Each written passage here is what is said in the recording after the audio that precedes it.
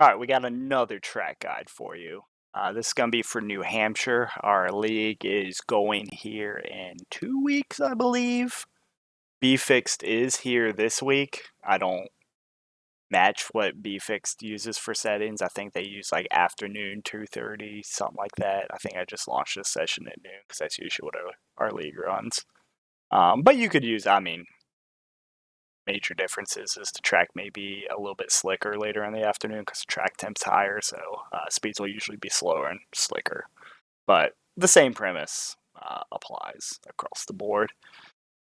Um, so here, excuse me on that cough, by the way. Here I go cold turkey. I just go out and I run a 20 lap run and then I do qualifying at the end. I don't think my qualifying was all that great, but whatever. It is what it is for those that care about that. So do a 20 lap run. I was going to do 15, but I tried a couple crazy things.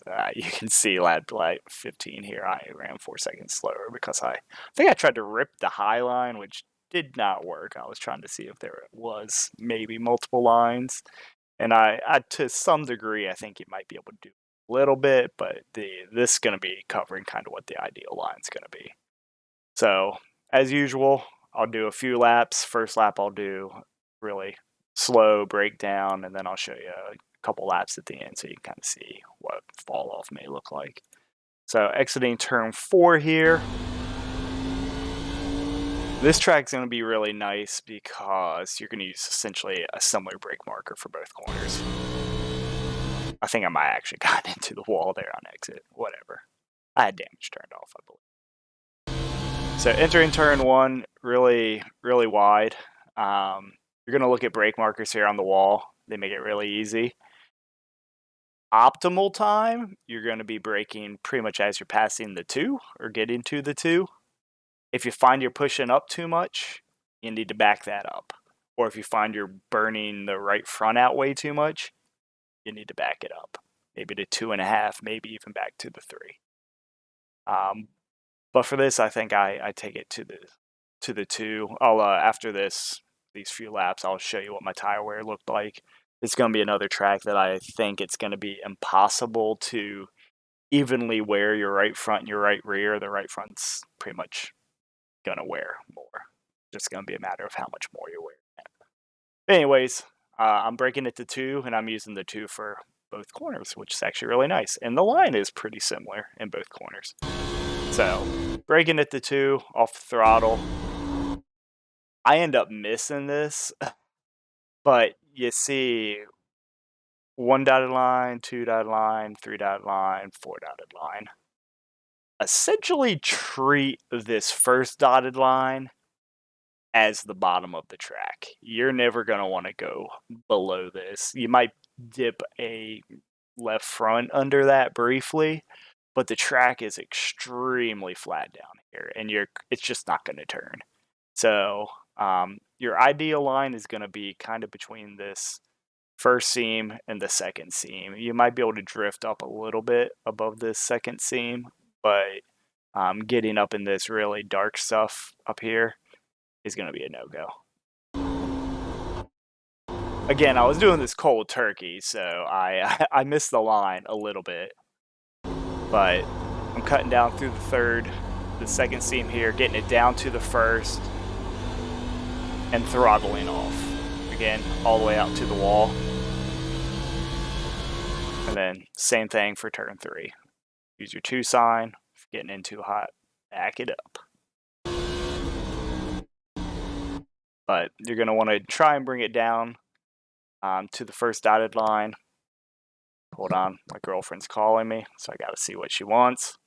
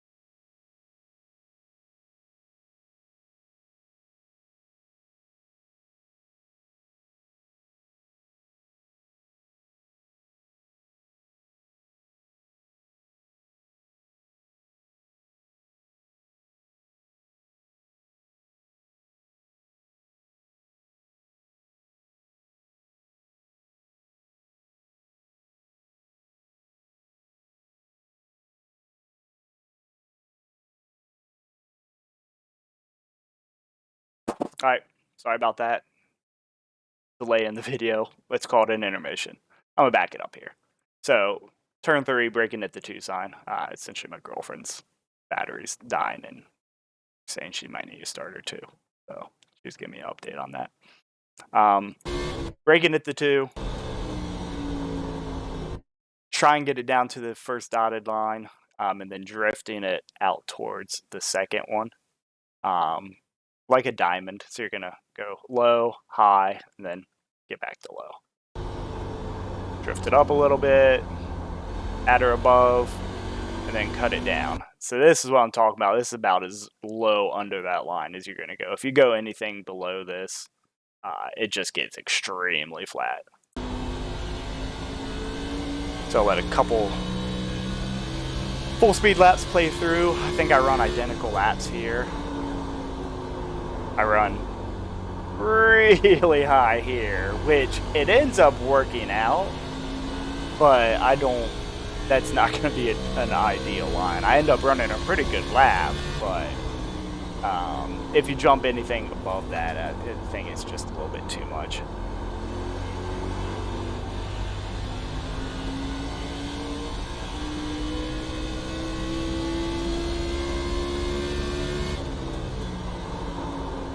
And again, I'm missing that first dotted line. I think I was driving in a little bit too hard. I needed to back it up. I think I kind of learned that as I go further into this run. 1 and 2, I definitely seem to struggle a little bit more with it. But the second and third lap just now, I think we're identical lap times. I catch the wall a little bit right there. Another 0x. No harm, no foul. And then let's look at a couple laps here. I'll do 3 laps. I don't know if this one was 2/10 slower, so I might have done something silly there. Who knows? It's tough to say.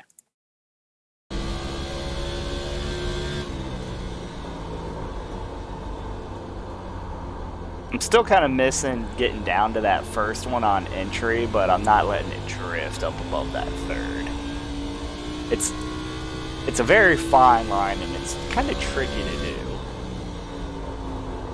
Yeah, so you can see I even drifted up to the third seam there.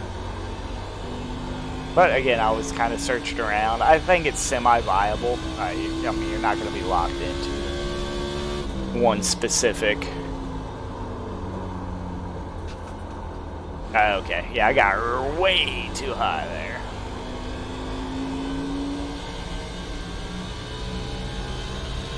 I think my qualifying laps that I do here have me hitting that line a little bit better.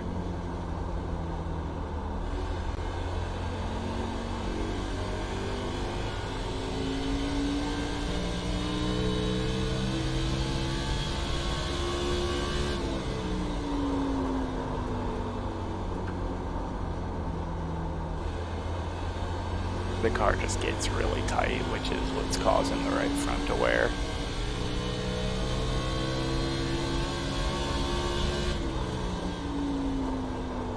See, that was a better entry. But anyways, that was a 20 lap run. Let's take a look and see what the tires look like. Well, I show you a qualifying run. So there's my tires. You can see 8% difference, which is, it's a fairly big amount, but I think it's going to be inevitable. You're not going to be able to avoid wearing that right a bit more. It's just going to be the way that it is. Now let me show you a couple qualifying laps here real quick. Clearly my first one, I think my first one, I'm like all over the place. So I'm surprised I didn't spin out, truthfully. Exiting one of the corners, I think it's actually coming to out of 4, and I just didn't feel like recording another run, so I just rolled with it. But you can look down here, I'm fighting this wheel.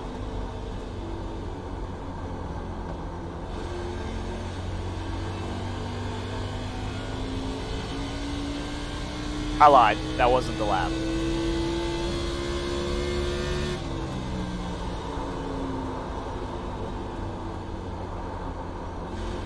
Hell, maybe I did on the second lap. Oh, it's here.